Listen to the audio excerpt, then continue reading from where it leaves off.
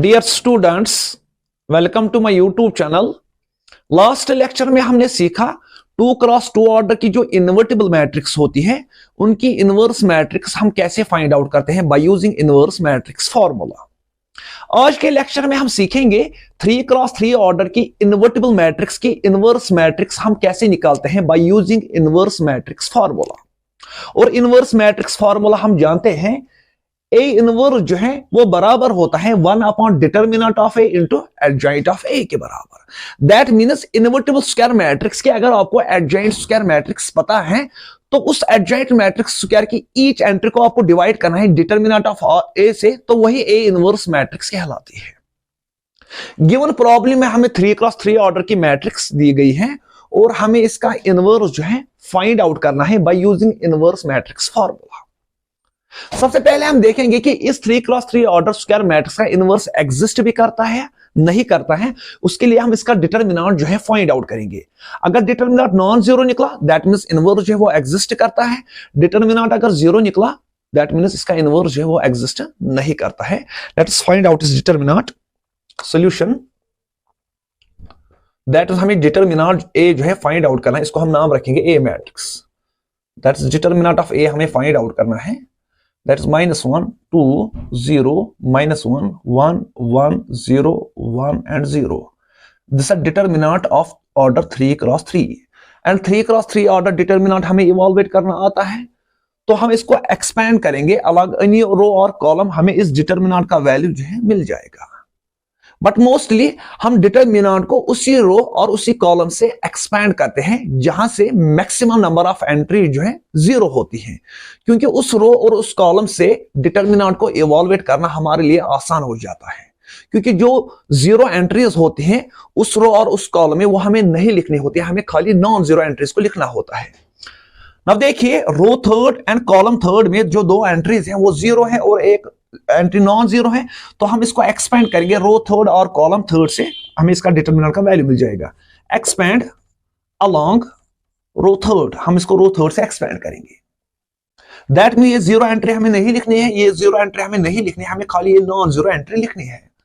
That means determinant of ए जो है, अब हमें देखना है कि 1 के आगे हमें क्या साइन डालनी है। आप देखिए ये 3-1 3-2, ये 3-2 पोजीशन पे है एंड 3-2 का जो सम है that is an odd number, that means के सामने नेगेटिव साइन डालनी है। नाउ जिस रो एंड जिस कॉलम में ये प्रेजेंट है वहां की एंट्रीज को डिलीट करना है, दैट मींस यहां की और यहां की एंट्रीज को डिलीट करना है और बचे एलिमेंट्स का डिटर्मिनेंट फाइंड आउट करना है। Determinant of -1, 0, -1 and 1 which is equal to -1 into 1, that's -1, -1 into 0 that is 0, यहां पर अपना minus which is equal to 1। अब देखिए डिटर्मिनेंट ऑफ ए जो है वो किसके बराबर आ गया, 1 के बराबर, which is a non zero number. That means A inverse जो है वो एग्जिस्ट करता है। अब हमें इस ए इनवर्स मैट्रिक्स को फाइंड आउट करना है बाय यूजिंग दिस फॉर्मूला। आप देखिए इस फॉर्मूला में एडजॉइंट ऑफ ए मैट्रिक्स होती है। दैट मीन्स सबसे पहले हमें इस 3x3 ऑर्डर मैट्रिक्स के एडजॉइंट मैट्रिक्स जो है पता करनी है। और 3x3 ऑर्डर मैट्रिक्स के एडजॉइंट मैट्रिक्स हम निकालना जानते हैं। सबसे पहले हम ईच एंट्री के माइनर्स फाइंड आउट करते हैं और उन माइनर्स के हेल्प से फिर हम एलिमेंट्स के कोफैक्टर्स निकालते हैं बाय यूजिंग दिस फॉर्मूला।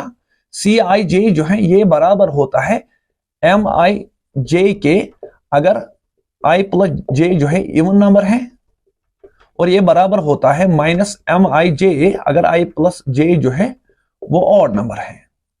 इस फॉर्मूला से हम एंट्रीज के कोफैक्टर्स को निकालते हैं। वंस हमें एंट्रीज के कोफैक्टर्स मिल गए फिर हम उन कोफैक्टर्स के एक स्क्वायर मैट्रिक्स बनाते हैं जिसको हम नाम देते हैं कोफैक्टर मैट्रिक्स, और उस कोफैक्टर मैट्रिक्स का ट्रांसपोज ही एडजॉइंट मैट्रिक्स कहलाता है। नाउ सेम प्रोसीजर से हम इस 3x3 ऑर्डर मैट्रिक्स के एडजॉइंट मैट्रिक्स जो है पता करेंगे। सबसे पहले हम एलिमेंट्स के माइनर्स निकालेंगे। दैट मीन्स सबसे पहले हम निकालेंगे माइनर ऑफ -1 जो प्लेस्ड है एट 1-1 पोजीशन। और 3x3 ऑर्डर मैट्रिक्स में जो माइनर्स होते हैं वो 2x2 ऑर्डर के डिटर्मिनेंट होते हैं। देखिए कैसे फाइंड आउट करते हैं। -1 का हमें माइनर फाइंड आउट करना है, that means first row and first column को डिलीट करना है और बचे एंट्रीज का डिटर्मिनेंट फाइंड आउट करना है। This determinant of 1 1 1 0 which is equal to 1 into 0 that is 0 -1 which is equal to -1। This is minor of 1-1। अब हम निकालेंगे 2 का minor, it is placed at 1-2 position, that is minor of 1-2। That means column second and row first को हमें delete करना है और बचे एंट्रीज का डिटरमिनेंट फाइंड आउट करना है। That is determinant of -1 1 0 0 which is equal to -1 into 0 that is 0 minus 0 into 1 that is 0 which is equal to 0। अब हम निकालेंगे minor of an element placed at 1 3 position that is 0 का minor. That means first row column third को delete करना है और बचे entries का डिटरमिनेंट फाइंड आउट करना है। Determinant of -1 1 0 and 1 which is equal to -1 into 1 that is -1 0 into 1 that is 0 which is equal to -1। अब हम निकालेंगे minor of an element placed at 2 1 position that is -1 का minor. That means row second and first column को हमें delete करना है और बचे एंट्रीज का डिटरमिनेंट फाइंड आउट करना है। That is determinant of 2 0 1 and 0। जब आप इस डिटरमिनेंट को इवैल्यूएट करोगे तो ये 0 के ही बराबर आएगा। अब हम निकालेंगे minor of an element placed at 2 2 position that means 1 का माइनर हमें फाइंड आउट करना है, column second and row second को डिलीट करना है और बचे एंट्रीज का डिटरमिनेंट फाइंड आउट करना है। That is determinant of -1 0 0 0। जब आप इस डिटरमिनेंट को इवैल्यूएट करोगे तो ये 0 के ही बराबर आएगा। अब हम निकालेंगे minor of an element placed at 2 3 position that means 1 का माइनर हमें फाइंड आउट करना है। That means row second column third को हमें डिलीट करना है और बचे एंट्रीज का डिटरमिनेंट फाइंड आउट करना है। Determinant of -1 2 0 and 1। जब आप इस डिटरमिनेंट को इवैल्यूएट करोगे तो ये -1 के बराबर आएगा। अब हम निकालेंगे 0 का माइनर प्लेस्ड एट 3 1 पोजीशन। अब देखिए रो थर्ड कॉलम फर्स्ट को डिलीट करना है और बचे एंट्रीज का डिटरमिनेंट फाइंड आउट करना है। That is determinant 0 1 and 1। जब आप इस डिटरमिनेंट को इवैल्यूएट करोगे तो ये 2 के बराबर आएगा। अब हम फाइंड आउट करें minor of an element placed at 3 2 position that is 1 का माइनर हमें फाइंड आउट करना है, row third and column second को डिलीट करना है और बचे एंट्रीज का डिटरमिनेंट फाइंड आउट करना है। That is determinant of -1 0 -1 and 1। ये बराबर आएगा -1 के। अब हम निकालेंगे minor of an element placed at 3 3 position that means 0 का minor. That means row third column third को हमें डिलीट करना है तो बचे एंट्रीज का डिटरमिनेंट फाइंड आउट करना है। That is determinant of -1 2 and 1 which is equal to -1 into 1 that's -1 फिर अपना -1 into 2 that's -2 तो ये +2 बन जाएगा। This is equal to 1। ये हमने ईच एंट्री के माइनर जो है फाइंड आउट किए। अब हम इन एंट्रीज की कोफैक्टर्स को फाइंड आउट करेंगे with the help of minors. देखिए सबसे पहले हम निकालेंगे cofactor of an element placed at 1 1 position. अब देखिए इन दो डिजिट नंबर का सम जो है that is an even number. That is cofactor जो है वो माइनर के ही बराबर होगा। m11 हमने फाइंड आउट किया दैट्स -1। अब हम फाइंड आउट करेंगे cofactor of an element placed at 1 2 position. इन दो डिजिट नंबर का सम ऑड नंबर है that is minus times minor is a cofactor and m12 हमने पता किया है दैट इज 0 तो ये 0 के बराबर बनेगा। अब हम फाइंड आउट करेंगे cofactor of an element placed at 1 3 position. इन दो डिजिट नंबर का सम इवन नंबर है, कोफैक्टर माइनर के ही बराबर होगा एंड माइनर ऑफ 1 3 हमें पता है that is -1। That is cofactor जो है दैट्स -1 के बराबर है। अब हम निकालेंगे cofactor of an element placed at 2 1 position. इन दो डिजिट नंबर का सम ऑड नंबर है that is minus times minor is a cofactor. Minor of 2 1 जो हमें पता है दैट इज 0 तो ये 0 के बराबर आएगा। अब हम फाइंड आउट करेंगे cofactor of element placed at 2 2 position. इन दो डिजिट नंबर का सम इवन नंबर है, कोफैक्टर माइनर के ही बराबर होगा।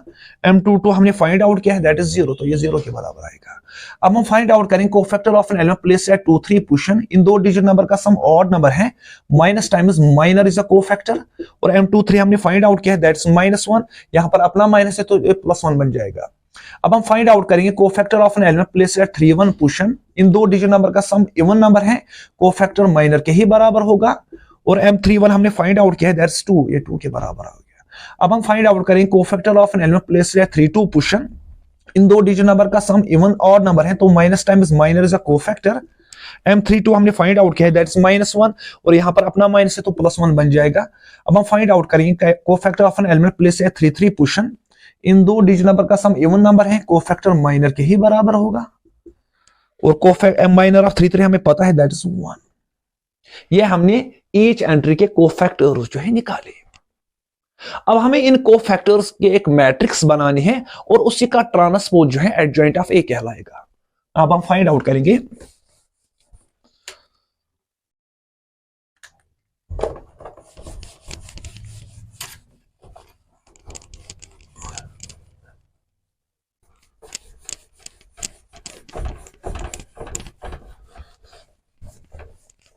अब देखिए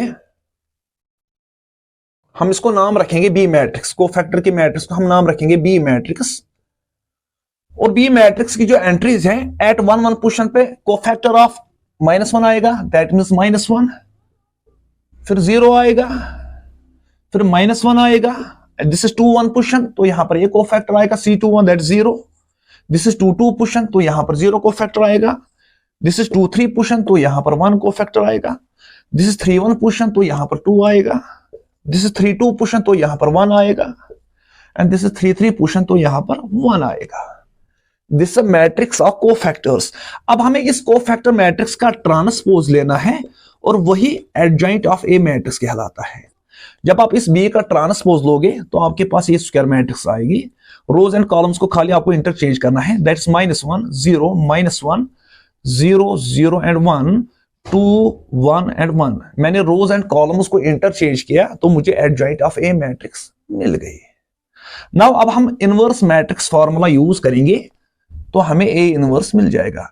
दैट्स ए इनवर्स जो है ये बराबर होता है 1 upon determinant of A into adjoint of A के बराबर। 1 अपॉन डिटर्मिनेंट ऑफ ए हमें पता है दैट्स 1 और adjoint of A square matrix हमें पता है दैट्स -1 0 2 0 0 1 -1 दैट्स 1। यहां पर भी 1 है।